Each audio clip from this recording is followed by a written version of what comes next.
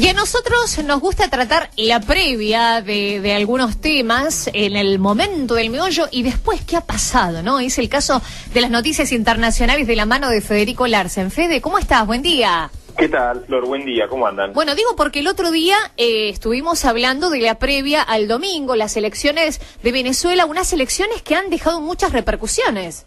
Sí, han dejado muchas repercusiones, sobre todo a nivel internacional. En los próximos días vamos a ver exactamente qué es lo que sucede adentro de Venezuela, pero el mundo, digamos, ha reaccionado. Bueno, todos saben, las elecciones las ganó Nicolás Maduro, ha tenido una repercusión relativamente importante adentro de Venezuela, aunque recordemos que la República Bolivariana de Venezuela estaba acostumbrada a un nivel de participación política, sobre todo desde 1998, desde cuando asumió la presidencia Hugo Chávez, realmente muy alta. Se hablaba de entre un 70, 80, inclusive ha llegado a raspar el 90% de participación en las elecciones, y el pasado domingo en cambio cayó realmente muy, pero muy fuerte esa participación política a un poquito menos de la mitad de la población venezolana. Alrededor del 46% de los venezolanos fueron a votar en estas elecciones, que no son reconocidas por buena parte de la comunidad internacional, aunque otra parte sí reconoció los resultados e inclusive felicitó. Eso es algo que no se ha dicho mucho en el mainstream, ¿no? En los grandes medios de comunicación. Por ejemplo, Rusia, China, bueno, ni hablar que Bolivia, por ejemplo, aquí en América Latina, han reconocido los resultados de las últimas elecciones, lo cual también habla de una porción muy, pero muy importante del poder a nivel internacional a favor, por así decirlo, del proceso que lidera Nicolás Maduro. Quienes, en cambio, realmente han tomado muy, pero muy mal lo que sucedió el pasado domingo son los Estados Unidos de Norteamérica, que redoblaron la apuesta y presentaron nuevas sanciones en contra del gobierno de Nicolás Maduro. A partir de esta semana, ningún ciudadano norteamericano ni empresa con sede en Norteamérica podrá comprar bienes, bonos ni deuda perteneciente al Estado venezolano, con lo cual realmente se reducen también las posibilidades para el gobierno de Nicolás Maduro de poder de alguna manera refinanciar una deuda que está creciendo cada vez más y que de alguna manera condena al país a una situación realmente muy, pero muy dura. Como respuesta, en el día de ayer, Nicolás Maduro decidió expulsar el encargado de negocios de la Embajada de Estados Unidos, se llama Todd Robinson. Hay que recordar que Estados Unidos no tiene embajador de su país en Venezuela prácticamente desde el año 2010, cuando caducó el mandato del último embajador norteamericano en Caracas, y no se renovó nunca justamente por esta serie de encontronazos que hubo entre los dos países. Bien, ¿cuáles son específicamente o puntualmente las denuncias que recaen sobre estas elecciones?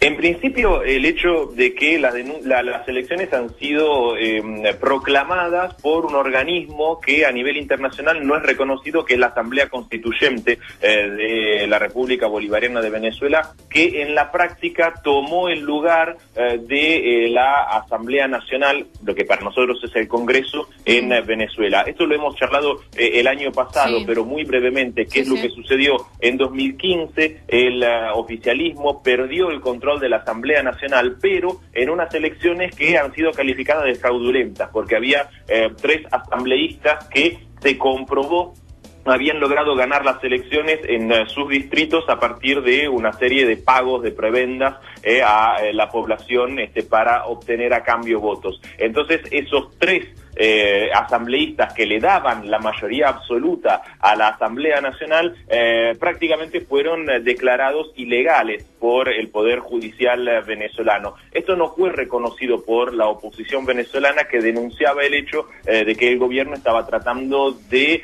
retomar el control del Poder Legislativo. Por eso fue declarado en desacato justamente el Poder Legislativo de Venezuela, algo que fue de alguna manera denunciado a nivel internacional como un tentativo de acallar la oposición en la República Bolivariana de Venezuela. A eso se le suma el hecho de que a este descontrol a nivel institucional, Nicolás Maduro respondió con el llamado a una Asamblea Nacional Constituyente, es decir, una asamblea encargada de renovar completamente todas las instituciones y la Constitución de Venezuela, para lo cual llamó a elecciones a donde la oposición no se presentó, por lo cual la composición de esta Asamblea Nacional Constituyente, que sustituyó la Asamblea Nacional en desacato, es exclusivamente chavista. Eso es el motivo principal por el cual hoy no se reconoce las instituciones de Venezuela. Todo lo que surja de ahí no es reconocido y la oposición no quiere participar de ninguna de las instancias que justamente son proclamadas a partir de la Asamblea Nacional Constituyente, que no reconoce. ¿Y ahora cómo se prevé que seguiría esto? Ahí hay que ver, realmente no se puede prever, la realidad venezolana es realmente impredecible en muchos casos. Yo he tenido la posibilidad de ir en las elecciones de 2013 cuando ganó Maduro, y realmente para un periodista en funciones a nivel internacional, más allá de la idea que uno pueda tener de el gobierno chavista y todo lo demás, es realmente impredecible. La idiosincrasia venezolana es realmente así. Había conferencias de prensa que, por ejemplo, se cancelaban a minutos antes de darse, tanto la oposición como el chavismo. Es decir, es una realidad realmente muy impredecible y a nivel institucional es muy difícil prever qué es lo que van a hacer. Lo que sí, desde el punto de vista político, lo que se prevé es, por un lado, que la oposición tome de alguna manera el apoyo que se le está dando a nivel internacional, sobre todo por parte del Grupo de Lima, y denuncie a nivel internacional justamente la ilegitimidad del gobierno de Nicolás Maduro. Y por el otro lado, que Maduro a su vez también trate de traer agua a su molino a partir del apoyo que le están dando grandes potencias como China o Rusia a nivel internacional, y que a partir de ahí intente reconstruir su credibilidad desde el punto de vista económico, especialmente en un momento en el cual el precio del crudo está volviendo a subir a niveles realmente muy interesantes para un monoproductor como es Venezuela. Lo que sí, Maduro en su discurso luego de las elecciones llamó nuevamente a sentarse al diálogo a la oposición, diálogo que había empezado en su momento, si no me equivoco, en Costa Rica. Se había dado un comienzo de diálogo entre la oposición y el oficialismo, que sin embargo la misma oposición decidió boicotear, es decir, se fue de la mesa a donde se estaba negociando y Maduro los llama nuevamente a sentarse a discutir. Es realmente, y en algunos casos, un diálogo de sordos, ¿no? Pero sin embargo parece ser la única solución para una salida interna a Venezuela, porque recordemos, y esto lo remarcan todos los diarios a nivel internacional, ya Donald Trump y el vicepresidente estadounidense Mike Pence habían soslayado la posibilidad de una salida armada, de una salida militar a la situación en Venezuela, que es lo que absolutamente nadie, ni siquiera los gobiernos más de derecha de América Latina, están dispuestos a bancar. Bueno, seguiremos el minuto a minuto. Y para cerrar, si te parece brevemente, hablemos de las próximas elecciones de este domingo en Colombia.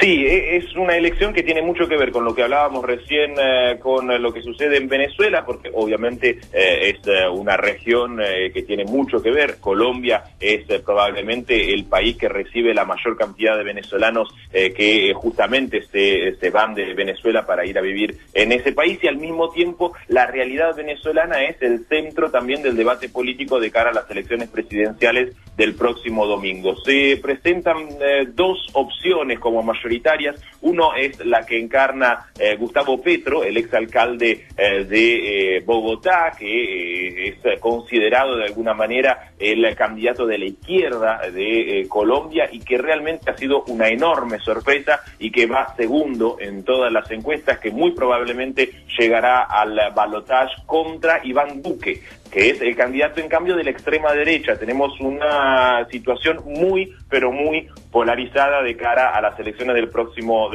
domingo. Por eso hay que ver cuál va a ser la posición que tomarán aquellos candidatos que casi seguramente van a quedar afuera del balotaje que se va a hacer el próximo 17 de junio. Vamos a ver cuáles van a ser los números del próximo domingo en Colombia y ya la semana que viene podremos comentar con número a la mano cómo es el panorama de cara a la próxima presidencia. Muy importante para el futuro de América Latina y esta relación de fuerzas, este equilibrio que se viene dando en este 2018 muy electoral en nuestro continente.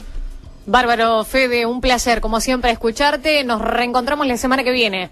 Cómo no, hasta luego. Gracias.